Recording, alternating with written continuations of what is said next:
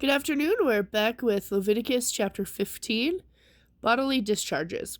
The Lord said to Moses and Aaron, "Give these further instructions to the Israelites. Any man who has a genital discharge is ceremonially unclean because of it. This defilement applies whether the discharge continues or is stopped up. In either case, the man is unclean. Any bedding on which he lies and anything in which he sits will be defiled. So if you touch the man's bedding, you will be required to wash your clothes and bathe in water, and you will remain summarily defiled until evening. If you sit where the man if you sit where the man with the discharge has sat, you will be required to wash your clothes and bathe in water. You will then remain defiled until evening. The same instructions apply if you touch the man who has the unclean discharge. If he spits on you, you must undergo the same procedure. Any blanket on which the man rides will be defiled. If you touch or carry anything that was under him, you will be required to wash your clothes and bathe in water, and you will remain defiled until evening. If the man touches you without first rinsing his hands, then you will be required to wash your clothes and bathe in water, and you will remain defiled until evening. Any clay pot touched by the man with a discharge must be broken, and every wooden utensil he touches must be rinsed with water. When the man's discharge heals, he must count off a period of 7 days. During that time, he must wash his clothes and bathe in fresh spring water. Then he will be ceremonially clean. On the 8th day, he must bring 2 turtle doves and 2 young pigeons, and present himself to the Lord at the entrance of the tabernacle, and give his offerings to the priest. The priest will present the offerings there, one for a sin offering and the other for a whole burnt offering. In this way, the priest will make atonement for the man, before the Lord for his discharge. Whenever a man has an emission of semen, he must wash his entire body and will remain ceremonially defiled until evening. Any clothing or leather that has come in contact with the semen must be washed and it will remain defiled until evening. After having sexual intercourse, both the man and the woman must bathe and they will remain defiled until evening. Whenever a woman has her menstrual period, she will be ceremonially unclean for 7 days. If you touch her during that time, you will be defiled until evening. Anything on which she lies or sits during that time will be defiled. If you touch her bed, you must wash your clothes and bathe in water, and you will remain defiled until evening. The same applies if you touch any object on which she sits, whether it is her bed, her bedding, or any piece of furniture. If a man has sexual intercourse with her during this time, her menstrual impurity will be transmitted to him.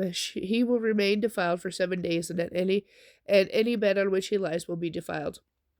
If the menstrual flow of blood continues for many days beyond the normal period, or if she discharges blood unrelated to her menstruation, the woman will be ceremonially unclean as long as the discharge continues. Anything on which she lies or sits during the time will be defiled, just as it would during her normal menstrual period. If you touch her bed or anything on which she sits, you will be defiled. You will be required to wash your clothing and bathe in water. You will remain defiled until evening. When the woman's menstrual discharge stops, she must count off a period of 7 days. After that, she will be ceremonially clean. On the 8th day, she must bring 2 turtle doves or 2 young pigeons and present them to the priest at the entrance of the tabernacle. The priest will offer one of the sin offerings and the other for the whole burnt offering. In this way, the priest will make atonement for her before the Lord for her menstrual discharge. In this way, you will be kept the people of Israel separate from things that will defile them, so they will not die as a result of defiling my tabernacle that is right there among them. These are the instructions for dealing with a man who has been defiled by a genital discharge or an emission of semen, for dealing with a woman during her monthly menstrual period, for dealing with anyone, man or woman, who has a bodily discharge of any kind, and for dealing with a man who has had intercourse with a woman during a period. Leviticus chapter 16. The Day of Atonement.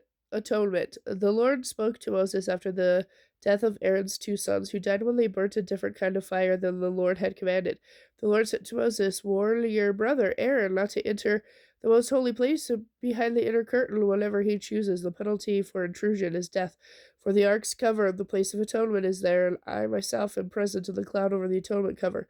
When Aaron enters the sanctuary area, he must follow these instructions fully. He must first bring a young bull for a sin offering and a ram for a whole burnt offering. Then he must wash his entire body and put on his linen tunic and the undergarments worn next to his body. He must tie the linen sash around his waist and put the linen turban on his head. These are his sacred garments. The people of Israel must then bring him 2 male goats for a sin offering and a ram for a whole burnt offering. Aaron will present the bull as a sin offering to make the atonement for himself and his family. Then he must bring the 2 male goats and present them to the Lord at the entrance of the tabernacle. He is to cast sacred lots to determine which goat will be sacrificed to the Lord and which one will be the scapegoat. The goat chosen to be sacrificed to the Lord will be presented by Aaron as a sin offering. The goat chosen to be the scapegoat will be presented to the Lord alive. When it is sent away into the wilderness, it will make atonement for the people. Then Aaron will present the young bull as a sin offering for himself and his family. After he has slaughtered this bull for the sin offering, he will fill an incense burner with burning coals from the altar that stands before the Lord. Then, after filling both his hands with fragrant incense, he will carry the burner of the incense behind the inner curtain. There, in the Lord's presence, he will put the incense on the burning coals so that the cloud of incense will rise over the ark's cover, the place of atonement that rests on the ark of the covenant. If he follows these instructions, he will not die. Then he must dip his finger into the blood of the bull and sprinkle it on the front of the atonement cover, and then 7 times against the front of the ark. Then Aaron must slaughter the goat as a sin offering for the people and bring its blood behind the inner curtain. There he will sprinkle the blood on the atonement cover and against the front of the ark, just as he did with the bull's blood. In this way, he will make an atonement for the most holy place, and he will do the same for the entire tabernacle because of the defiling sin and rebellion of the Israelites. No one else is allowed inside the tabernacle while Aaron goes in to make the atonement for the most holy place. No one may enter until he comes out again, after making atonement for himself, his family, and all the Israelites. Then Aaron will go out to make atonement for the altar that stands before the Lord by smearing some of the blood from the bull and the goats on each side of the altar's horns. There he must dip his finger into the blood and sprinkle it 7 times above the altar. In this way he will cleanse it from Israel's defilement and return it to its former holiness. When Aaron has finished making atonement for the most holy place, the tabernacle and the altar, he must bring the living goat forward. He is to lay both of his hands on the goat's head and confess over it all its sins and rebellion of the Israelites. In this way he will lay the people's sin on the head of the goat, and then he will send it out into the wilderness, led by a man chosen for this task. After the man sets it free in the wilderness, the goat will carry all the people's sins upon itself into a desolate land. As Aaron enters the tabernacle, he must take off the linen garments he wore when he entered the most holy place, and he must leave the garments there. Then he must bathe his entire body with water in a sacred place, put on his garments, and go out to sacrifice his own whole burnt offering and the whole burnt offering for the people. In this way, he will make atonement for himself and for the people. He must also burn all the fat of the sin offering on the altar. The man chosen to send the goat out to the wilderness as a scapegoat must wash his clothes and bathe in water. Then he may return to the camp. The bull and the goat, given as the sin offering, whose blood Aaron brought into the most holy place to make atonement for Israel, will be carried outside the camp to be burned. This includes the animal's hides, the internal organs, and the dung. The man who does the burning must wash his clothes and bathe himself in water before returning to the camp. On the appointed day in the early autumn, you must spend the day fasting and do not do any work. This is a permanent law for you, and it applies to those who are Israelites by birth, as well as those to foreigners living among you. On this day, atonement will be made for you, and you will be cleansed from all your sins in the Lord's presence.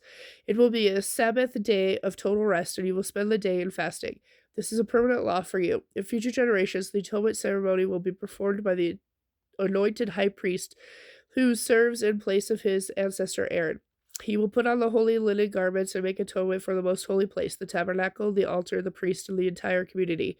This is a permanent law for you to make atonement for the Israelites once each year. Moses followed all these instructions that the Lord had given him. Okay, and I'll be back later with chapter 17.